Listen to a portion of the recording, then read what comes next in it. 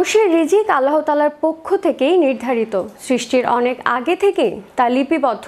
তবে আল্লাহর নির্ধারিত নিয়ম অনুযায়ী কিছু আমল রিজিক বাড়ায়, আবার কিছু অন্যায় ও পাপাচার রিজিক কমিয়ে দেয়।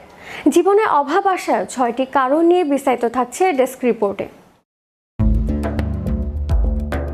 মানুষের রিজিক আল্লাহ তাআলার পক্ষ থেকেই নির্ধারিত।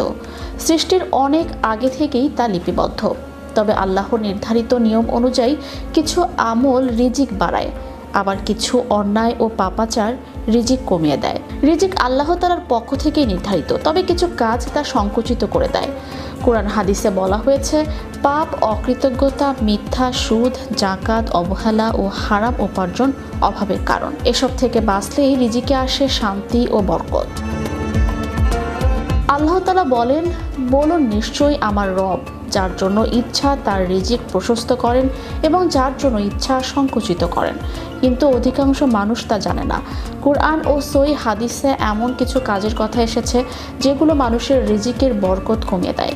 এগুলো হলো পাপ ও অবাধ্যতার রিজিক সংকুচিত হওয়ার অন্যতম প্রধান কারণ। হযরত সাওয়াব রাদিয়াল্লাহু তাআলা আনহু বর্ণনা করেন, রাসূলুল্লাহ সাল্লাল্লাহু আলাইহি সাল্লাম বলেছেন, সৎকর্ম মানুষের আয়ু বৃদ্ধি করে, দোয়া তকদির পরিবর্তন করে, আর পাপ মানুষকে তার নির্ধারিত রিজিক থেকে বঞ্চিত করে। আল্লাহর নিয়ামতের প্রতি কৃতজ্ঞতা প্রকাশ না করলে নিয়ামত কমে যায় বা উঠে যায়। আল্লাহ তাআলা বলেন, আর যদি অকৃতজ্ঞ হও তবে নিশ্চয়ই আমার শাস্তি অত্যন্ত কঠোর। বেচাকেনায় মিথ্যা কসম, প্রতারণা ও গোপন ত্রুটি লেনদেনের বরকত নষ্ট করে। নবী করিম সাল্লাল্লাহু আলাইহি সাল্লাম বলেন, বেচাকেনার সময় অধিক কসম করা থেকে বাঁচো। এতে বিক্রি বাড়ে ঠিকই, কিন্তু বরকত থাকে না। আরও বলেন, যদি ক্রেতা বিক্রেতা সত্য বলে ও পণ্যের অবস্থা প্রকাশ করে তাদের লেনদেনে বরকত হয়, কিন্তু মিথ্যা বলে বা ত্রুটি গোপন করলে বরকত উঠিয়ে নেওয়া হয়। সুদ আপাত দৃষ্টির লাভজনক মনে হলেও এতে কোনো বরকত থাকে না।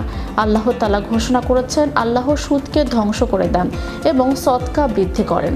জাকাত সম্পদের পরিশুদ্ধি, বরকত ও ভারসাম্য বজায় রাখার গুরুত্বপূর্ণ বিধান। জাকাত আদায় না করলে রিজিক সংকুচিত হয়।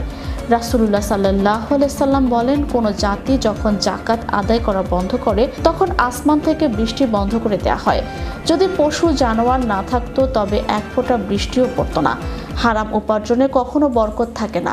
আল্লাহ তাআলা নির্দেশ দিয়েছেন, হে মানবজাতি, তোমরা পৃথিবীর হালাল ও পবিত্র খাবার গ্রহণ করো। নবী করিম সাল্লাল্লাহু আলাইহি সাল্লাম বলেন, যে ব্যক্তি হালাল পথে উপার্জন করে তার সম্পদে বরকত থাকে, আর যে হারাম পথে উপার্জন করে সে এমন ব্যক্তির মতো যে যতই খায় তবুও তৃপ্তি পায় না। রিজিক শুধু পরিমাণ নয়, বরকতই হলো আসল শক্তি। তাই পাপ থেকে বেঁচে থাকা, কৃতজ্ঞ থাকা, সৎ উপার্জন করা, জাকাত দেয়া, ধোঁকা পরিত্যাগ করা এবং সুদ থেকে বিরত থাকা, এসবই জীবনের রিজিকের প্রশান্তি ও বরকত আনতে সহায়ক।